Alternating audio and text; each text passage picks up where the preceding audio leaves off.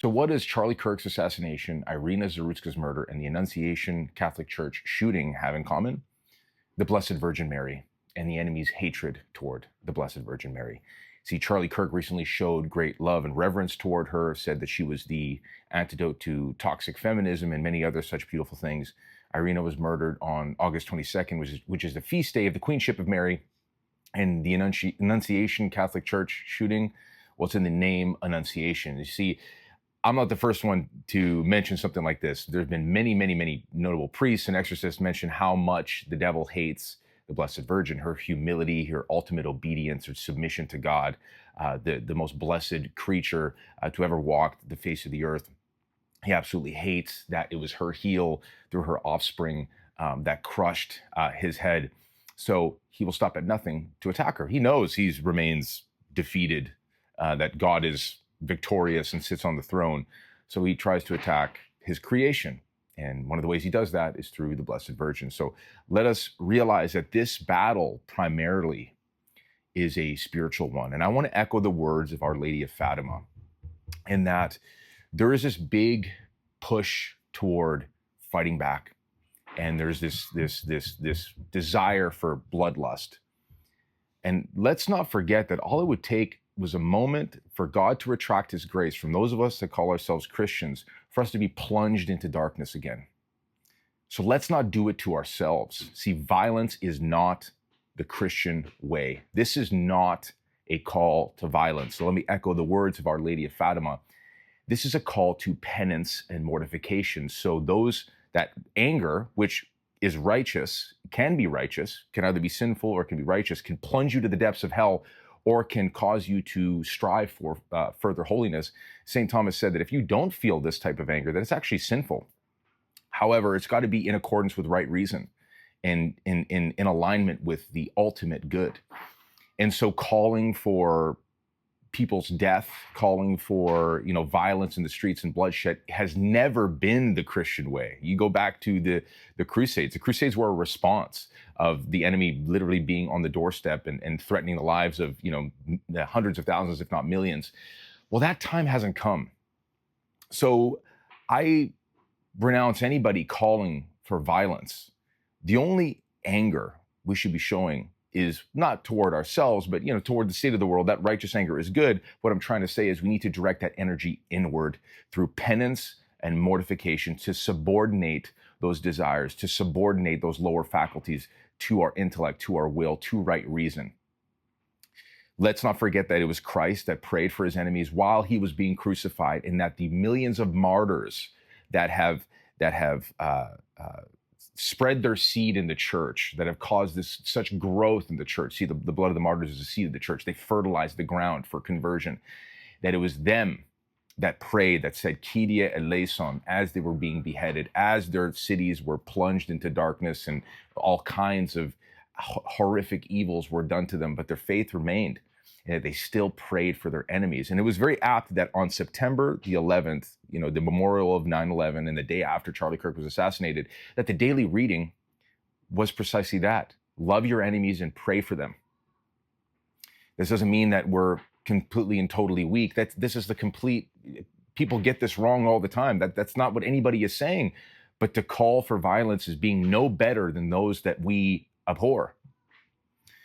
That anger and that feeling is good, and there's a means of justification there, but let's not turn that outward, because we are on the side of righteousness. We're on the side of the cross, and I believe this is a united front amongst Catholics, Eastern Orthodox, and Protestants, because we profess the religion of the resurrection. But let's not forget what that means: humility, an interior life, constantly looking at ourselves for our defects, for the things that we need to work on, in the ways that we need to strive for holiness. Now, let me tell you a story that's relevant to this, because there was a great deal, of anger, and then, the penance and the healing that ensued. I was reading Raymond Ibrahim's book, Sword and Scimitar and Defenders of the West, which I highly recommend. They're incredible. They're some of my favorite books ever. But what I found was happening to me, because I'm weak, because I am stricken by the weakness of my flesh, like many of you are, like all of us are, I began to feel this tremendous hatred toward Muslims. I was reading about these injustices and I was just bubbling up with anger. But instead of that driving me to further penance, I found there was this, not this desire for evil, that's not what I should say, but there was this disdain for a group of people. Now, on one hand, I understood that part of this was a justified anger toward the unjust, murdering of millions of my brethren in the faith and their families, et cetera, and them taken into captivity, all this stuff, the persecuted church, the persecuted body of the church. But there was part of this that was not healthy, because I felt this was slowly starting to change how I would go about interacting with said people, with Muslims. And so there was a neighbor I have across the way, and I had built up this thing in my mind that, I knew he was Muslim. He's very clearly a devout Muslim. And I have a statue of the Blessed Virgin Mary outside my house. And, we're very clearly a Catholic family. And I felt this kind of coldness from this person. And, I continued to, try to make an effort for me to say hello. And I never would get that in return. When in reality, he just wasn't seeing me. And I constructed this thing in my mind where I'm like, he hates me because I'm Christian. He hates me because the Blessed Virgin Mary is on my doorstep. He's an enemy.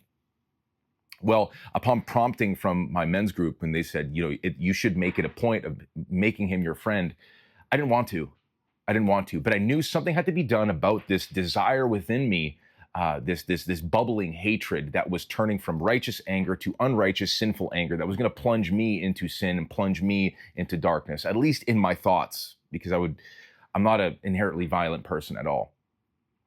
So I took this to the confessional. I took this to prayer. I took this to more inward meditation and silent prayer, and really tried to mortify this.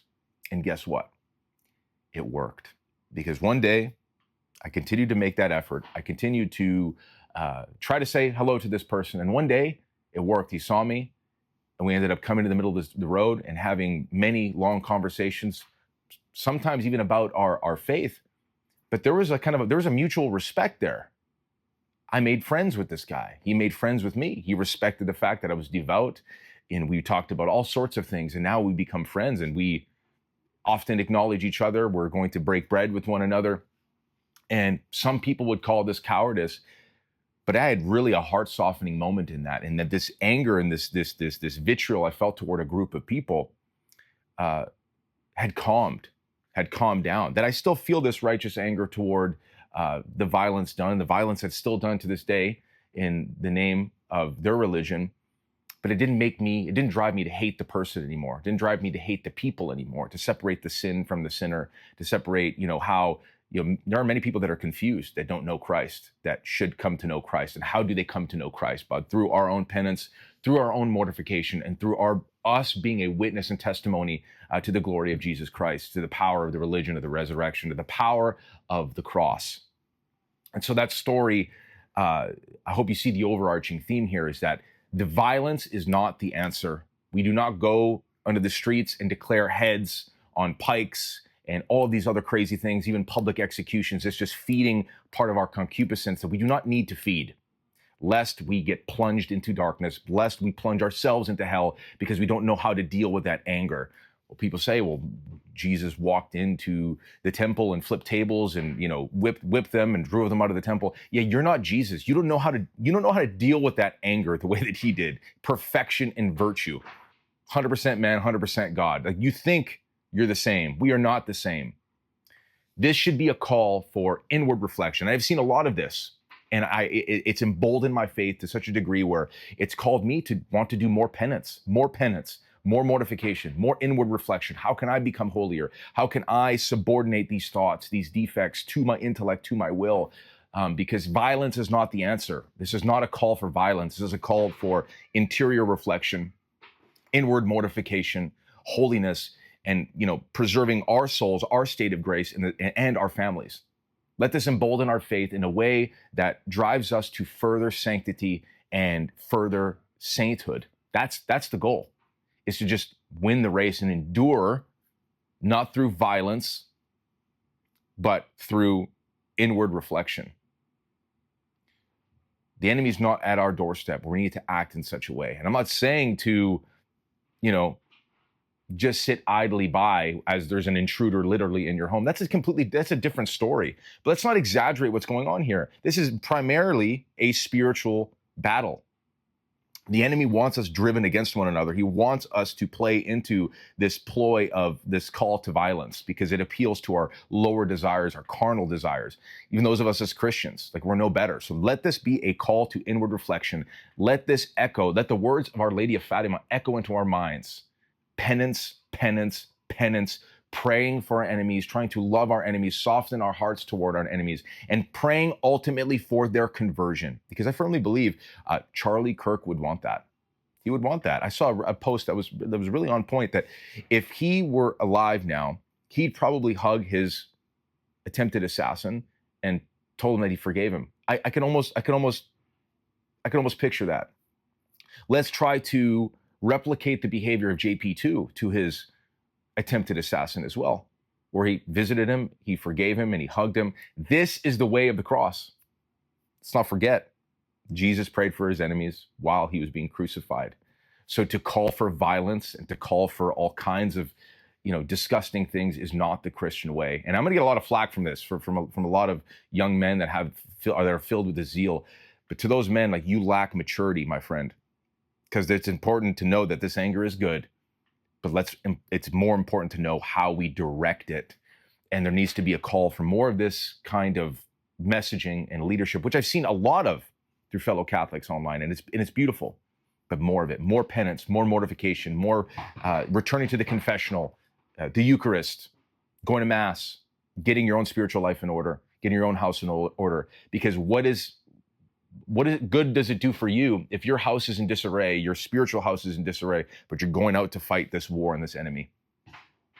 The enemy is a spiritual one. And he's at the gates. Actually, he's within our walls.